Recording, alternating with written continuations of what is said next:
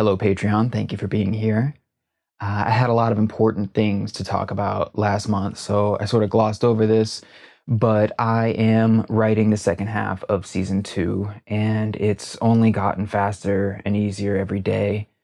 The first half of the season was often more of a struggle because I had all these moving pieces to set in motion, and I had to do a lot of thinking about where and when to introduce certain themes and which anecdotes or hit songs or characters would be best to do that.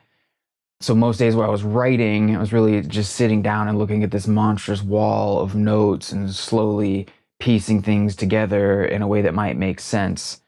In the second half of the season, all of those decisions have been made, so it's really just a matter of keeping everything moving in the right direction. It's not a perfect form of measurement because a lot could get chopped in editing, but daily word count is the only real metric I have to go on.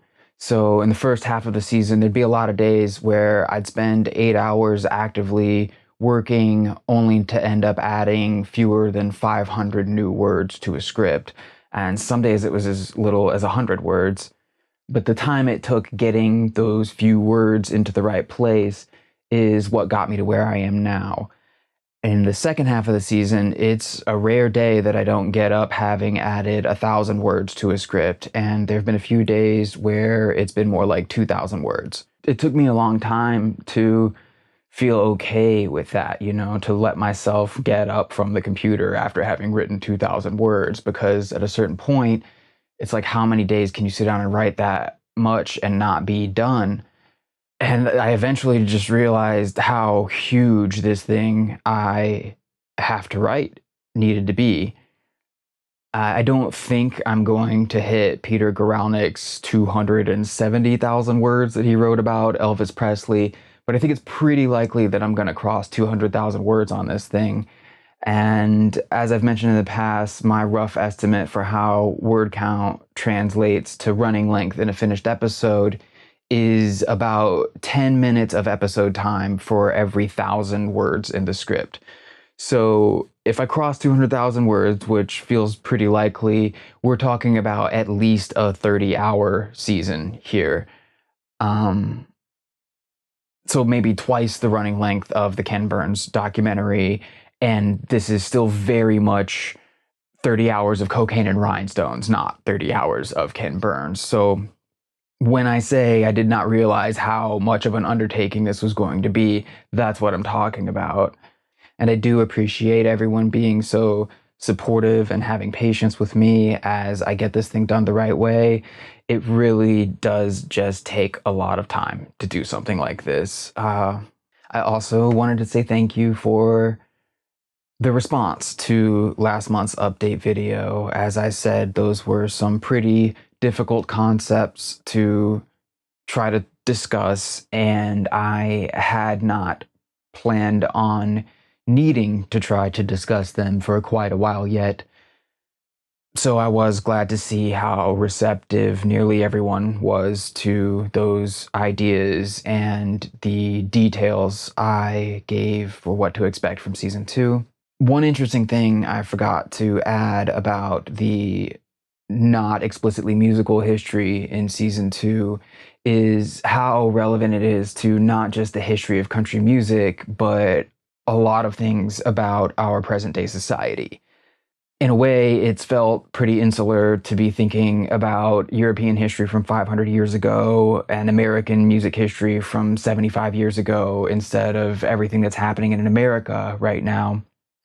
But it's also led me to realize how much is incorrect about the way we refer to history repeating itself.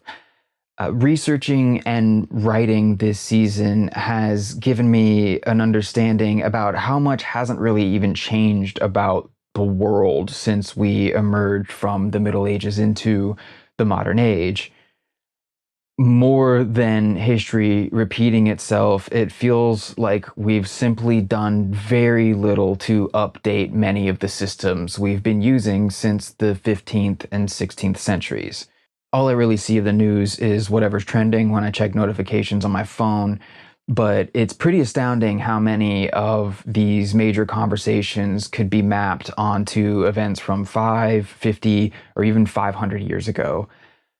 Like the Protestant Reformation in Europe is pretty inseparable from the founding of the United States as a nation.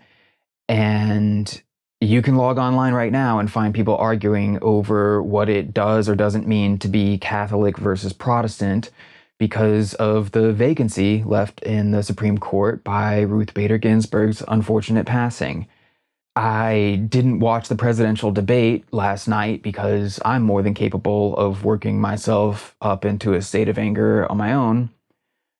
But it is impossible to not be aware of how many people are logging onto social media today to mock the intentionally absurd, superficial elements of the Proud Boys organization, as if that isn't exactly what they want you to do, as if they and we haven't known ever since Iraqi prisoners of war were tortured with the Barney theme song how easy it is to dress evil up in a clown suit so everyone laughs at it until it's too late. Every day we see the words fake news and deal with absurd conspiracy theories and disinformation.